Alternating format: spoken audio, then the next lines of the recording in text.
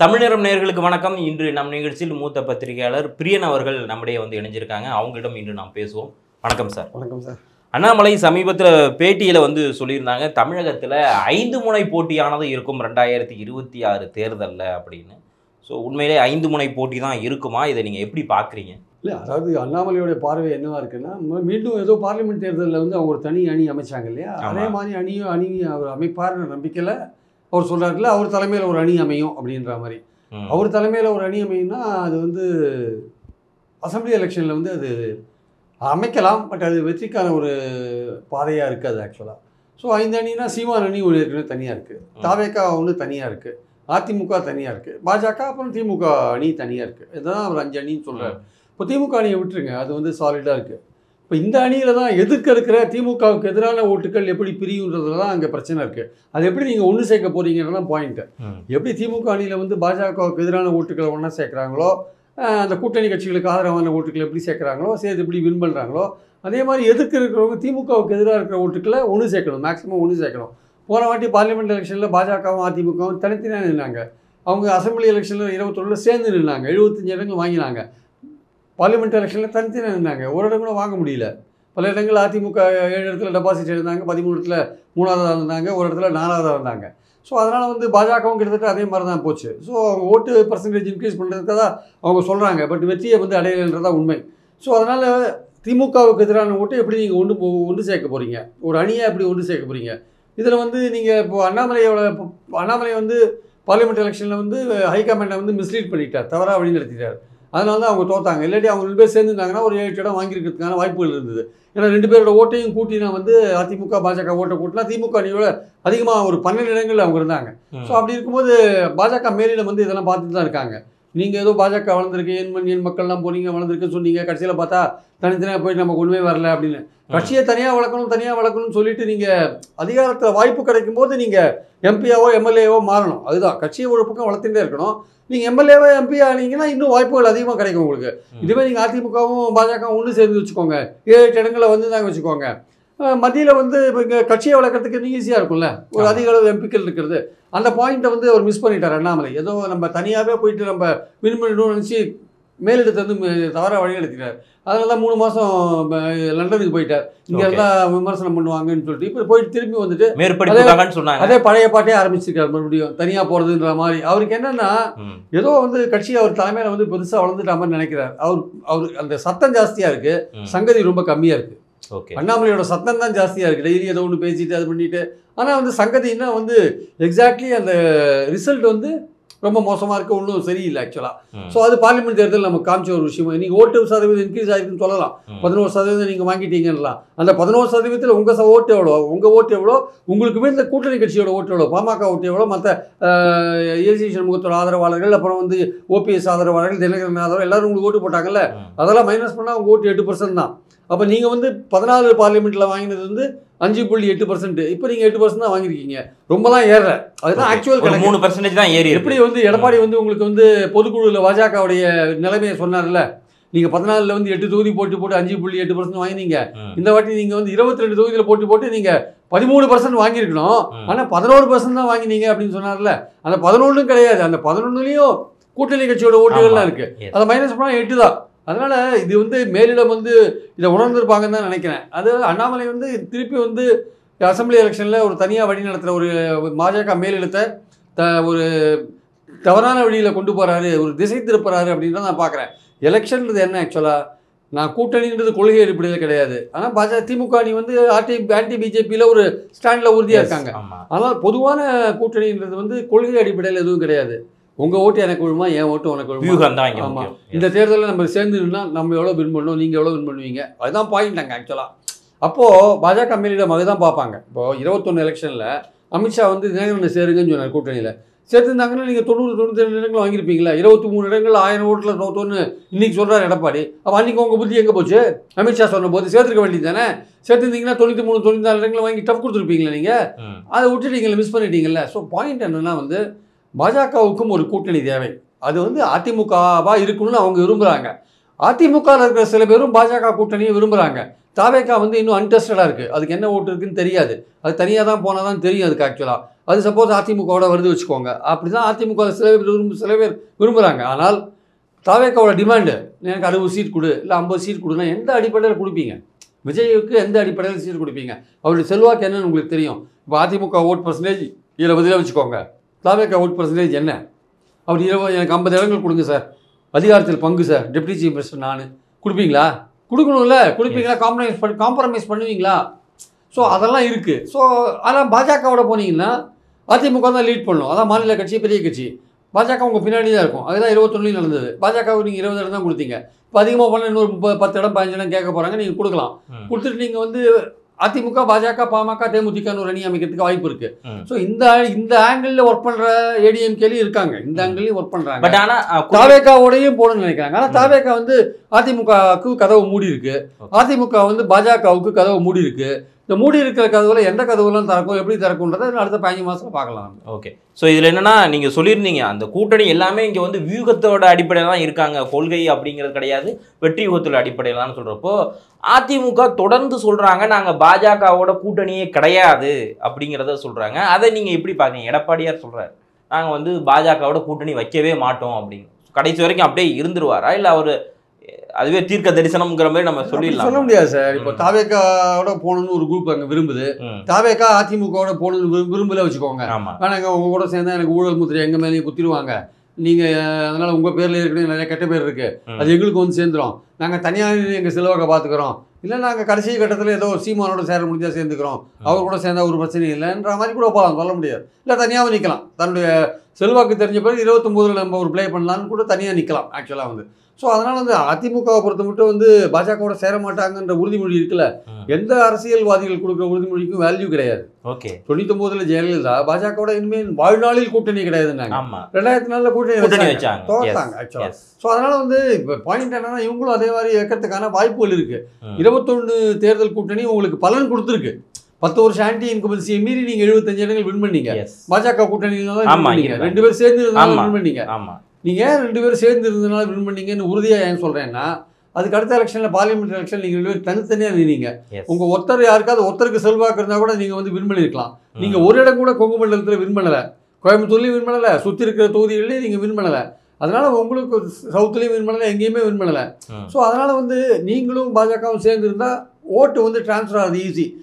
அதிமுக ஒரு சாஃப்ட் இந்துத்துவா, பாஜக ஒரு ஹார்ட் கோர் இந்துத்துவா, ரெண்டும் சேர்ந்து வச்சுக்கோங்க, இந்துத்துவ ஓட்டை கன்சாலிடேட் பண்ணலாம்.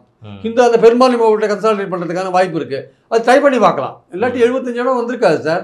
அந்த 10 வருஷம் ஆன்டி இன்குவன்சிக்கு 75 இடம்ன்றது பெரிய விஷயம் 21. அது இப்போ அப்போ பாஜகவோட சேர்ந்ததுனால உங்களுக்கு ஆதாயம் இருக்குன்னு தெரியுது ஆக்சுவலாக. அப்போ நீங்கள் வரப்போகிற எலெக்ஷனில் நீங்கள் முடியாதுன்னு சொன்னதில்லை, அப்படி கிடையாதுன்னு சொன்னால் கூட உங்களுடைய போக்கு, உங்கள் பொதுக்குழுவில் நீங்கள் போட்ட தீர்மானம், வலியுறுத்துற தீர்மானம், தமிழக அரசை கண்டிக்கிற தீர்மானம், இன்னைக்கு வந்து அமித்ஷா அம்பேத்கரை பத்தி சொல்றாரு, நீங்க வாயை திறந்து அமித்ஷான்ற பேரையே உச்சரிக்க மாட்டீங்க. சொல்றப்ப கூட ஜெயக்குமார் சொல்லிட்டாரு அப்படின்னு அமித்ஷானாலே ஆடி போயிடுறாரு எடப்பாடி. அமித்ஷான்ற பேரையே உச்சரிக்க யோசிக்கிறார், மோடின்ற பேரையே உச்சரிக்க யோசிக்கிறார். இவரு ஜெயக்குமார் சொல்லிட்டாரு, அதுதான் எங்க கருத்தும் அப்படின்றார். அவர் தான் சொல்லிட்டாரு. ஜெயக்குமார் சொல்றதெல்லாம் உங்க கருத்தா?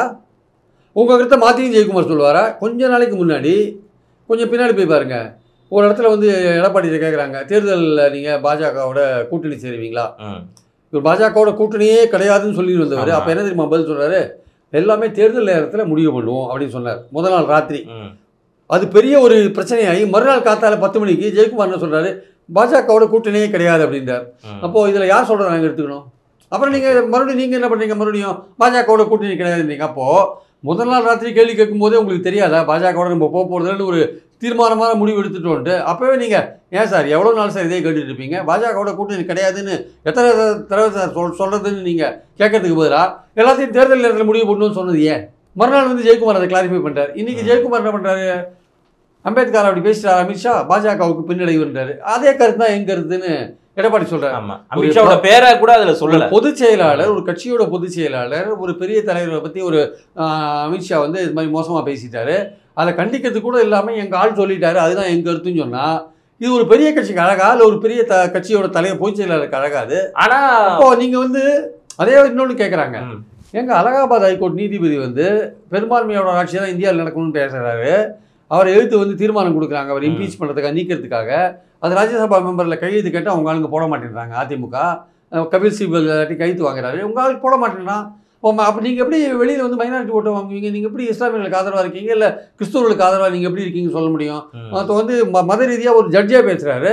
அந்த ஜட்ஜை வந்து நீக்கிறதுக்கு தீர்மானம் கொண்டு போன ராஜ்யசபாவில் நீங்கள் அதை வந்து அதை கையெழுத்து கூட போட மாட்டேங்கிறீங்களே. ஒரு 60 பேர் 50 பேர் கையெழுத்து போடணும் எம்பிக்கள், நீங்கள் கையெழுத்தே போட மாட்டேங்கிறீங்களா? அப்போ உங்கள் என்ன ஆக்சுவலாக? அப்போ பாஜகவுக்கு எதிராகவோ இல்லை பாஜகவோட அமைப்புக்கு எதிராகவோ நீங்கள் எந்த இடத்துலையும் களமாடுறதுக்கு ரெடியாக இல்லைன்னு அர்த்தம்.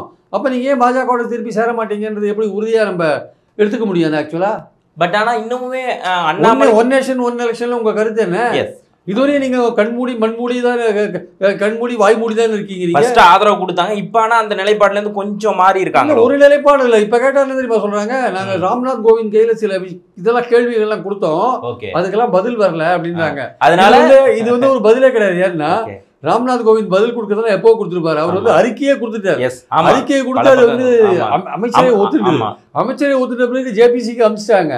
இப்போ நீங்க அந்த அறிக்கை எல்லா கட்சியிலையும் இருக்கு. இப்போ நீங்க அதை பத்தி சொல்லலைன்னா அப்போ நீங்கள் அதை சொல்கிறதுக்கு பற்றி யோசிக்கிறீங்கன்னு தானே அர்த்தம். அப்போ நீங்கள் ஊசலாட்டத்தில் இருக்கீங்கல்ல. பட் இங்கே அண்ணாமலைக்கும் எடப்பாடி அவங்க போகிறதுக்கு அவங்களுக்கு பிரச்சனை என்ன, நம்ம முன்னாடி நேர்காணலே சொல்லியிருந்தோம், அவருக்கு பிரச்சனை அமித்ஷாவோட இல்லை அண்ணாமலை கூட தான் கொஞ்சம் முரண் இருக்குது அப்படிங்கிறவங்க. திருப்பி இவர் லண்டன் ரிட்டர்ன் வந்த பிறகு 2 பேருக்கிட்ட அந்த புகச்சல் மறுபடியும் ஆரம்பிச்சிட்டோ அப்படிங்கிற ஒரு கேள்வி. இவரை பொறுத்த மட்டும் இவர் அமித்ஷாவையோ மோடியோ பகச்சுக்கு ரெடியா இல்லை சார். அது அண்ணாமலையோ என்ஃபோர்ஸ்மெண்ட் கேஸ் அது இதுன்னு நிறையா இருக்கலாம், பின்னாடி எப்படி டெவலப் ஆகும்னு சொல்ல முடியாது. ஆனால் இவங்க வந்து எத்தனை தடவை தீக்குளிச்சாலுமே அதை நம்ம இவங்க மறுக்க முடியாது. அதிமுக 1000 தடவை தீக்குளிச்சாலுமே பாஜகவோட சேருவாங்களா இல்லையான்றது தெளிவாக சொல்ல முடியாது. ஏன்னா அவங்களோட நடவடிக்கை அப்படி இருக்கு. அண்ணாமலையோட தான் உங்களுக்கு பிரச்சனை. என்ன, நாளைக்கு அண்ணாமலையை நீக்காத இருக்காங்க வச்சுக்கோங்க, அவர் தான் கன்டினியூ பண்றாரு 26 எலெக்ஷன்லாம். அப்போ அதிமுக வந்து பாஜகவோட சேராதான்னா சொல்ல முடியாது. மேலிடத்துலேருந்து அவங்க பாஜக மேலிடத்துலேருந்து எப்படி முடிவு எடுப்பாங்கன்னு சொல்ல முடியாது. ஏன்னா இவங்களோட கீ எல்லாமே மேலிடத்துல தான் இருக்கு. ஓகே, இவங்க அதிமுகவோட விஷயங்கள் எல்லாமே மேலிடத்துல தான் இருக்கு. அவங்க நினைச்சாங்கன்னா இவங்களை வழி கொண்டுறலாம். ஓகே, அது எந்த விதமான சந்தேகமும் கிடையாது. பாஜக நினைச்சா இவங்களை ஒன்று சேர்க்கலாம். இந்த அதிமுக பிரிஞ்ச குரூப் எல்லாம் ஒன்று சேர்க்கலாம். எல்லாருமே பிரிஞ்சு போன எல்லாருமே அவங்க கிட்ட வந்து வெப்பன் இருக்கு. இப்போ சின்னத்தை வந்து முடக்கிட்டாங்கன்னா என்ன பண்ணுவீங்க? எலெக்ஷன் கமிஷன் சின்னத்தை இப்போ கேஸ் வரப்போகுது. 19ஆம் தேதிக்குள்ள அஃபிடேவிட் தாக்கல் பண்ண சொல்லியிருக்கான். 24 நேரில் வர சொல்லியிருக்கான். சப்போஸ் முடக்கிட்டாங்க வச்சுக்கோங்க, முடக்க வாய்ப்பு இருக்காது சார்? இரட்டை இலை முடக்கிடுவாங்க. இதெல்லாம் வாய்ப்பெல்லாம் இது இல்லைங்க. பாஜக சொல்றதாங்க எலெக்ஷன் கமிஷன் செய்வா. அவன் நினைச்சா நம்ம பாஜக நினைக்கணும், இப்போ முடக்க வச்சா நம்ம கிட்ட வருவாங்க அப்படின்னு முடக்க வச்சா என்ன பண்ணுவீங்க? ஓகே, எலெக்ஷன் கமிஷன் நேர்மையாக ஒர்க் பண்ணி நேர்மையாகவே இருக்குது. அது பேரில் எவ்வளவு கம்ப்ளைண்ட் இருக்கு, விமர்சனங்கள். பின்ன அதுல புனிதமான பசுவா அது அப்படி கிடையாது. அது பாஜகவுடைய கைப்பாவையே ஆடிட்டு கிடக்குது ஆக்சுவலா. ஸோ அதனால வந்து சப்போஸ் நினைச்சாங்கன்னா உடைக்க வச்சிருவாங்க, அவ்வளோதான். ஓகே, உடைச்சி வரைக்க வச்சா இவருக்கு எங்கே போகும்? அதனால இப்போ அடைக்க வசிக்கிறாங்க. மத்திய அரசை பற்றி எதுவுமே மோடியா ஒன்று வாய மூடு, ஐயோ அப்படியே அமித்ஷா பற்றி சொல்லிட்டாரா, அமித்ஷா அம்பேத்கர் பற்றி சொல்லிட்டாரா, கண்டிப்பாக வேண்டாம் ஜெயக்குமார் விட்டு ஏதாவது இல்லை. இதுக்கெல்லாம் இதை தான் நான் கேட்கலாம்னு இருந்தேன். ஏன்னா அதை பற்றி கொஞ்சம் டீப்பாக பேசலாம் அப்படிங்கிறது தான். ஒவ்வொரு விஷயமா இருந்தாலும் சரி, மொத்தமாக பாஜக தீங்கிழைத்து விட்டது அப்படிதான் எடப்பாடியோட ஸ்டாண்ட் இருக்கே தவிர, அம்பேத்கர் பற்றி பேசுனதா இருக்கட்டும், இல்லை அந்த ஒரே நாடு ஒரே தேர்தல் அந்த விஷயமா இருக்கட்டும், இதில் எல்லாமே எடப்பாடி மட்டும் தனியாக ஒரு சேஃப் ஜோன் அப்படியே எடுத்துக்கிறாரோ அப்படிங்கிற ஒரு எடப்பாடி மட்டும் அது எடப்பாடி, வேலுமணி, தங்கமணி, விஜயபாஸ்கர் இவங்க எல்லாமே சேஃப் ஜோன்ல இருக்காங்க. அவங்க ஜெயக்குமார் அடிக்கடி சார் பொள்ளாச்சி பாலியல் ஸ்கேண்டல் வழக்கு சிபிஐ நடத்த மாட்டேன்னா வேகமா, அப்புறம் வந்து குட்கா கேஸை சிபிஐ வேகமாக நடத்த மாட்டேன்றாங்க, சாத்தான்குளம் கேஸு வேகமாக நடக்க மாட்டேங்குது, எல்லாத்தையும் போட்டு என்ஃபோர்ஸ்மெண்ட்டு உள்ளே வர மாட்டேங்குது பல விஷயங்களில். மற்ற இடத்துலலாம் ஸ்டேட் கவர்மெண்ட் கேஸ்க்குள்ளே போயிட்டு நீங்கள் ஆராயிறீங்க. இங்கே டிவிஎஸ்சி 9 எஃப்ஐஆர் ஃபைல் பண்ணியிருக்கான், அதுக்குள்ளே வரமாட்டேன்றீங்க. எல்லாம் மாஜி அதிமுக மந்திரிகள் மேலே தான் கேஸ்லாம் இருக்குது. முன்னாள் அமைச்சர் மொத்த பிடியுமே பாஜக. அவங்க நினச்சா என்ஃபோர்ஸ்மெண்ட் உள்ளே வரலாம், சொத்து குவிப்பு வழக்குலேருந்து எல்லாத்தையும் உள்ளே வரலாம். ஏன் வாய முடியல இருக்கு சென்ட்ரல் கவர்மெண்ட்டு?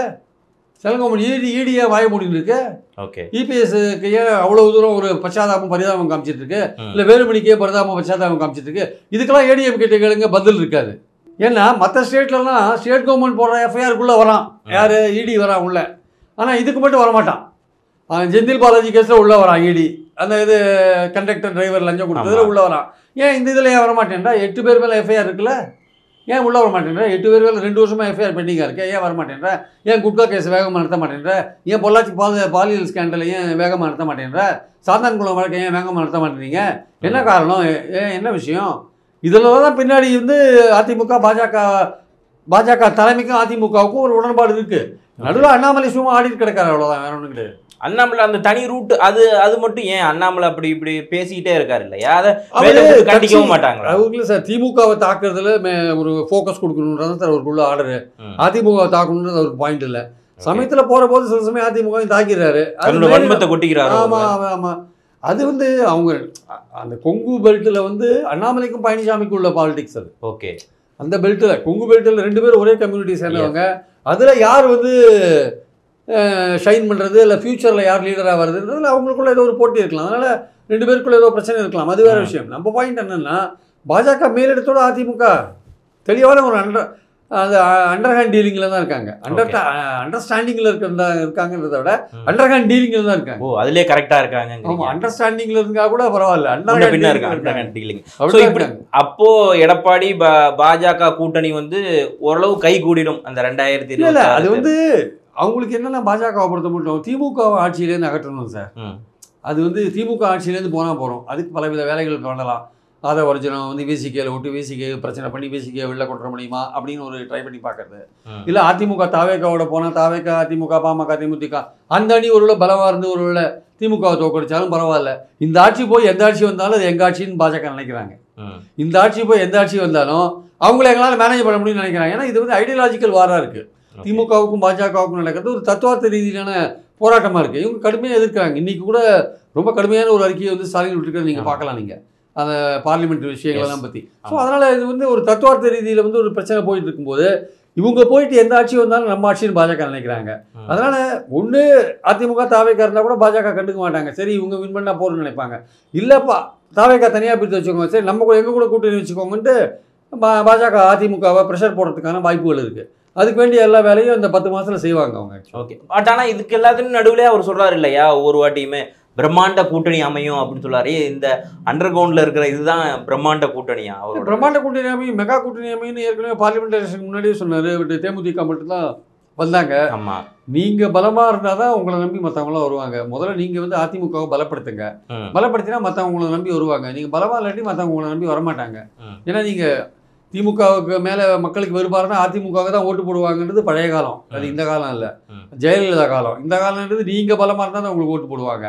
உங்களுக்கு ஏன்னா திமுகவுக்கு எதிர்க்கிறதுக்கு வேற பல புது பிளேயர்ஸ் விஜய் மாதிரிலாம் வந்துட்டாங்க.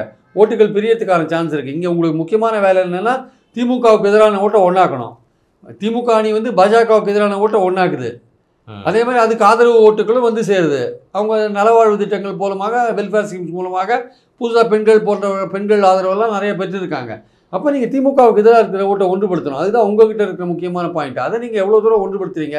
அதிமுகங்கிற கட்சி, திமுக அடுத்தபடியாக தமிழ்நாட்டில் இருக்கிற கட்சி எவ்வளோ தூரம் அந்த திமுக எதிர்ப்பு ஒன்றுபடுத்த போகுதுன்றது தான் வெற்றி இருக்குது ஆக்சுவலாக. அதில் வந்து அதிமுக பாஜக தாவேக்காவோட போதா, அதிமுக பாஜகவோட போதான் தான் பாயிண்ட்டு. அப்போ எது வெற்றி கூட்டணியாக வரும்? அப்போ பாஜகவோட போச்சுன்னா அது ஒரு வெற்றி கூட்டணியோட திமுகவுக்கு டஃப் கொடுக்குற கூட்டணி. அதே மாதிரி தாவேக்காவோட போனாலும் ஒரு டஃப் கொடுக்குற கூட்டணி வரும். ஸோ எந்த மாதிரி அமையுன்றது எலெக்ஷன் நெருக்கத்தில் தான் வரும். 2 ஆப்ஷனும் ஓப்பனாக தான் இருக்குது. பட் இதில் வந்து என்னென்னா எடப்பாடியோட கூட்டணி அமைஞ்சா நல்லா இருக்கும் அப்படிங்கிறத தமிழிசை சொல்கிறாங்க தன்னோட பேட்டிகள் மூலமாக. வாங்க அப்படிங்கிற தமிழிசை வேற ஒருத்தர் கூட பாஜக சமீபத்தில் சொல்லியிருந்தார், நாயினார் நாகேந்திரன். ஆமாம், அவங்க 2 பேருமே சொல்கிறாங்க எடப்பாடியோட வந்து எடப்பாடி வரவேற்கிற மாதிரி சொல்கிறாங்க. அப்படி சொல்றது எங்கள் உரிமைன்றாங்க. எஸ், அவங்க வரவேற்கிறாங்க. மேலிடத்த முடிவு எடுக்கும், ஆனால் எங்கள் கருத்தை நாங்கள் சொல்லுவோம் அப்படின்றாங்க. அவங்க சொல்கிறாங்க அதிமுக கூட்டணி போன்றது அவங்க பாயிண்ட். இவங்க வரவேற்பு கொடுக்குறாங்க, அண்ணாமலை அவர்கள் எதிர்ப்பு கொடுத்துக்கிட்டே இருக்காரு. ஸோ இது கரெக்டாக அமையுமா? இப்படி இருக்கிறப்ப அங்கே இருக்குது. போன வாட்டி அண்ணாமலை சொன்னது அவங்க கேட்டாங்க மேலிடம். இந்த வாட்டி இப்போ தமிழிசைலாம் ரொம்ப நொந்து போய் உட்காந்துருக்காங்க பாவம். அவங்களாம் ஒரு இன்புட் கொடுப்பாங்க மேலிடத்துக்கு போயிட்டு, ஒத்துக்காதீங்க இவங்க சொல்கிறது சரியில்லை, இவர் சொல்கிறதுன்னு சொல்லுவாங்க. நாட் ஓன்லி இவர் மட்டும் இல்லை, பொன் ராதாகிருஷ்ணன், ராஜா எல்லாருமே அண்ணாமலைக்கு எதிராக இன்புட் கொடுப்பாங்க இந்த வாட்டி. போன வாட்டி அவர் சொல்றதை கேட்டு நம்ம தனியாக போய் நம்ம உண்மை வின் பண்ணலை, தமிழ்நாட்டில் 2-3 இடத்த வாங்கிட்டு போனோம் நம்ம. இப்போ நீங்கள் இந்த வாட்டி கேட்காதீங்க, நம்ம 4 எம்எல்ஏ ஒரு 10 எம்எல்ஏ ஆகணும்னா ஏடிஎம்கேட போனால் தான் பெட்டர்னு அவங்க சொல்லுவாங்க. ஓகே, ஏடிஎம்கே கூட போனால் ஒரு பாமக தேமுதிக சேரும்போது ஒரு ஃபைட் கொடுக்கறதுக்கான வாய்ப்புகள் இருக்கு. அப்போ அண்ணாமலைக்கு இந்த எதிர்ப்புங்கிறது என்னன்னா இப்போ கூட்டணி கட்சிகள் எதிர்கட்சிகளை தாண்டி அவங்க குரூப்ல இருக்கிறவங்களே எதிர்ப்பு. ஓகே, அவர் வந்து அதிமுக கூட்டணி வேண்டாம்னு சொன்னார்னா இவங்க வந்து வேணும், தமிழிசையெல்லாம் வேணும்னு சொல்லுவாங்க. ஏன்னா தமிழிசை வந்து அடிபட்டாங்க பாவம், கவர்னர் பதவியெல்லாம் விட்டு வந்து அனாரையா உட்காந்துருக்காங்க. அவங்களுக்கு ஏதோ ஒரு பதவி இப்போ வேணும். ஏன்னா உங்களுக்கு பதவி தலைமையில இருந்துட்டு, ஆங்கிலத்தில் ஒரு பழமொழி இருக்கு, power corrupts absolutely, absolute power corrupts அப்சல்யூட்லின்னு ஒரு பழம் இருக்குது. அது அதிகாரம் வந்து உங்களை வந்து அப்படியே பொல்யூட் ஆக்கிடும். உங்களை அது இல்லாத உங்களால் இருக்க முடியாது. அது வந்து எப்படின்னா தண்ணி அடிக்காத இருக்கிறவன் தண்ணி அடிக்கிறது நிறுத்திட்டு வச்சுக்கோங்க, கையில் நடுவு பார்த்தீங்களா, ஆமா. அந்த அது மாதிரி அதிகார போதை. அந்த மாதிரி அதிகார போதைன்றது உங்களுக்கு. நீங்கள் கவர்னராக இருந்துட்டீங்க, 2 மாநிலத்துக்கு கவர்னராக இருந்துட்டீங்க, தமிழ்நாட்டில் வந்து நீங்கள் தலைவராக இருந்துட்டீங்க, ஒரு பவர் இல்லாட்டி not only Tamilisai, I am telling about everybody, power இல்லாத இருக்கிறவங்க அரசியல்வாதிகள், பவரை எழுந்துட்டு இருக்கிற அரசியல்வாதிகள் மீண்டும் எப்படி ஆட்சியை பிடிக்கிறது, அதிகாரத்தை பிடிக்கிறது தான் ட்ரை பண்ணுவாங்க. அதனால் அதுக்கு என்னென்ன வழிகள் உண்டோ, 2001 ஜெயலலிதா என்ன பண்ணாங்க, பாமக ஆஃபீஸ்க்கு போனாங்க, எம்டிஏக்கு ஆஃபீஸ்க்கு போனாங்க, மூப்பனாரை போய் பார்த்தாங்க, அவங்க வீட்டை விட்டு நகரவே மாட்டாங்க, எல்லாரையும் போய் பார்த்துட்டு வந்து எதுக்கு பார்த்தீங்க, பவர் வரணும், அந்த கூட்டணி வின் பண்ணாங்க, அமைச்சு வின் பண்ணாங்க, அந்த உழைப்பு வீண் போகல. அது மாதிரி தமிழிசையும் வந்து அவங்களுக்கு பவரில் வரணும்னு ஒரு இது இருக்குது, எல்லாருக்கும் அப்படி இருக்கும் பவர். இதெல்லாம் வச்சு பார்க்குறப்போ அண்ணாமலை அவருடைய தலைமை மாற்றப்படுமா? ஏன்னா நம்ம ஏற்கனவே நீங்கள் சொல்லியிருந்தீங்க, சர்வதேச இந்தியா லெவலில் இருக்கக்கூடிய எல்லா தலைவரும் அவங்க மாற்றிக்கிட்டு வருவாங்க. அப்படி வர்றப்போ ஒருவேளை அண்ணாமலையும் மாற்றுவாங்களா அவங்க இந்த தேர்தலுக்கு பிறகோ இல்லை தேர்தலுக்கு முன்னாடி? அவங்க பிப்ரவரியில் வந்து அவங்க நேஷனல் லெவல் தலைமையே மாறுது ஆக்சுவலாக. அப்போ மாறும்பொழுது ரீஜனல் லெவலில் மாறுறதுக்கான இப்போ அடிமட்டத்துலேருந்து எலெக்ஷன்ஸ்லாம் வரும். இப்போ ரீஜனல் லெவலில் மாறுறதுக்கான தலைமை யாரை விரும்புது அப்படின்ற விஷயங்கள்லாம் இருக்குல்ல. அப்போ மாற்றி நம்ம ஒன்று மாற்றணும், இல்லை வந்து நாங்கள் சொல்கிறது நீ கேடு அப்படின்னா இருன்ற மாதிரி இருக்கணும். நாங்கள் முடிவெடுப்போம், நீங்கள் சொல்லி போன வாட்டி முடிவெடுத்தோம், நமக்கு பாதகமாக போச்சு, இந்த வாட்டி நாங்கள் சொல்கிறது நீங்கள் கேட்டு நீங்கள் செயல்படுத்துறதுனா இங்கே இருங்க அப்படின்னு சொல்லுவாங்க. அது எது அண்ணாமலை ஏற்றுக்கிறாரோ அது நடக்கும் ஆக்சுவலாக. ஒன்று நாங்கள் சொல்கிறது கேட்டு நடக்கிறதுனா அவர் ஓகேங்கன்னா இருப்பார் அவர், இல்லைங்க என்னை மாற்றிருங்க, வேற ஒரு இடத்துக்கு போகிறேன், நேஷனல் லெவலில் அங்கே கொண்டு போயிடுங்க, நான் வேற ஒரு ஸ்டேட்டுக்கு இன்சார்ஜாக இருக்கேன்னா அப்படி கொண்டு போயிடுவாங்க, அவ்வளோதான். இவ்வளோ இஷ்யூலாம் இருக்கிறப்ப அண்ணாமலை ஏன்னா அவருக்கு உட்கட்சிக்குள்ளேயே ப்ரெஷர் நிறையா இருக்குது, அதிமுகவிலையும் அவரை வந்து வேண்டான்னு சொல்கிறாங்க, அமித்ஷாவை அட்டாக் பண்ணல, ஆனால் அண்ணாமலையை அட்டாக் பண்ணுறது அதிமுகவில் குறையவே இல்லை. ஆனால் இதுக்கடையில் அவர் சொல்கிறாரு 5 முனை போட்டி தான் சொல்கிறது, அது அமையறதுக்கு முதல்ல வாய்ப்பு இருக்கா, களம் ரெடியாக இருக்கா? எதுக்கு அவர் சொல்கிறார் இல்லையா 5 முனை போட்டியானது? இல்லை போட்டி வந்து 5 முனை போட்டினா அவர் என்ன நினைக்கிறாரு, பாஜக ஒரு தனி அணியாக கொண்டு போகணும்னு நினைக்கிறார், அதை வச்சு தான் 5 முனையை சொல்கிறார். சீமான் ஏற்கனவே தனியாக போட்டி போடுறதுன்னு முடிவு பண்ணிட்டார். தாவேக்கா புதுசாக வந்திருக்காங்க, அவங்க பலத்தை தெரிஞ்சுக்கிறதுக்கு தனியாக போகிறதுக்கான வாய்ப்புகள் இருக்குது. அப்போ லெஃப்ட்டு இந்த விட்டு பார்த்தீங்கன்னா பாஜகவும் அதிமுகவும் தான் சேர்ற மாதிரி இருக்குது ஆக்சுவலாக. அதுலேயும் வந்து நான் தனியாக தான் போவேன்ற மாதிரியான ஒரு ஸ்டாண்ட் அவர் எடுக்கிறார் ஆக்சுவலாக. அது வந்து பார்லிமெண்ட்டில் எடுத்த ஸ்டாண்டு ஃபெயிலான ஸ்டாண்டு, மறுபடியும் அதே எடுக்கிறார். பார்லிமெண்ட்லேயே ஃபெயில் ஆகிடுச்சு, மோடியை பிஎம் சொன்ன இடத்துலேயே ஃபெயில் ஆகும்போது அசம்பிளி எலெக்ஷனில் கண்டிப்பாக ஃபெயில் ஆகிறதுக்கான வாய்ப்புகள் நிறையா இருக்குது. அப்போ இந்த விஷயத்தை வந்து பாஜக மேலிடம் ஒத்துக்காது. ஆனால் அவர் என்ன நினைக்கிறாரு, நம்ம தனியாகவே போகணும் அப்படின்னு நினைக்கிறாரு. ஆனால் அதுக்கு பாஜகவுக்குள்ளேயே எதிர்ப்பு இருக்குது. அதிமுகவிலையும் பாஜகவோட சேரணும்னு ஒரு குரூப் அங்கே ஒர்க் பண்ணுது. ஸோ அதனால் பாஜகவிலையும் அதிமுகவோட சேரணும்னு ஒரு குரூப் ஒர்க் பண்ணுது. 2 பேரும் இணைந்து வேலை செய்யணுன்றது 2 தரப்புலையும் ஆட்கள் இருக்காங்க. ஸோ அதனால் இவங்க வந்து அதே அதிமுகவில் ஜெயக்குமாரை கேட்டால் வேணான்னுவார். ஏன்னா அவருக்கு ராயபுரத்தில் வின் பண்ண முடியாது, பாஜகவோட இருந்தால் கிறிஸ்டியன்ஸும் முஸ்லீம்ஸும் ஓட்டு போட மாட்டாங்க. சிவி சண்முகத்தை கேட்டால் அவர் வேணாம் தான் சொல்லுவார். ஏன்னா அவங்க தொகுதியில் வந்து முஸ்லீம்களால் தான் அவர் தோத்தார் ஆக்சுவலாக, அவங்க ஓட்டு போடல அவருக்கு. அதனால் அவங்களாம் வேண்டாம் சொல்லுவாங்க. இப்படி வேலுமணி கேளுங்க, பாஜக இல்லாட்டி அவரால் வின் பண்ண முடியாது தொண்டாமுத்தூரில். ஓகே, அதனால் அந்த குரூப் வந்து பாஜக இருந்தால் தான் வின் பண்ண முடியும்னு நினைக்குது.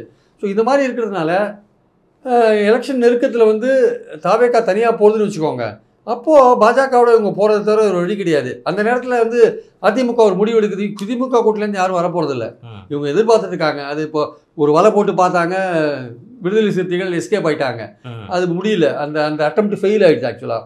ஸோ இப்போ வந்து அதிமுக வந்து எலெக்ஷன் நெருக்கத்தில் வந்து தாவேக்காவோட போகலைன்னா லெஃப்ட்டு பாஜக மட்டும்தான் அங்கே இருக்கும். பாஜக, பாமக, தேமுதிக, அப்புறம் ஏசி சண்முகம், அந்த இது தினகரன், ஓபிஎஸ், இந்த குரூப் இந்த மாதிரி ஒரு அமையிறது தான் பெட்டர்னு அதிமுகவில் உள்ள பாஜக ஆதரவாளர்கள், பாஜகவில் உள்ள அதிமுக ஆதரவாளர்கள் 2 பேரும் அப்படி நினைக்கிறாங்க. ஸோ அது வந்து கடைசியில் ஒர்க் அவுட் ஆகிறதுக்கான வாய்ப்புகள் இருக்குது. இந்த நேரத்தில் இணைந்து உங்களுடைய கருத்துக்களை வழங்கி மிக்க நன்றி சார். தேங்க்யூ.